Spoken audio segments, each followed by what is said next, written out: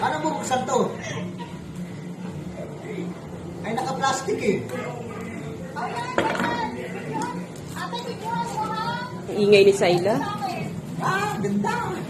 Ako din, man. Hindi mo nakita. Oh, palit na kayo. Pareho lang naman kulay yan eh. Takit kasi yung sa'yo eh.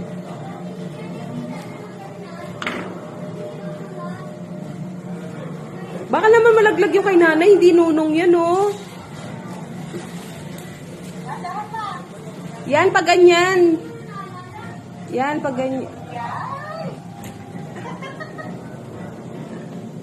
Baka naman may ano patay. Ah, may plastic pa. May Tapos, bakit pala nakalagay kayo?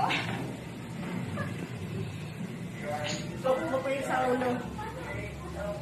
Oh, ito, takit eh.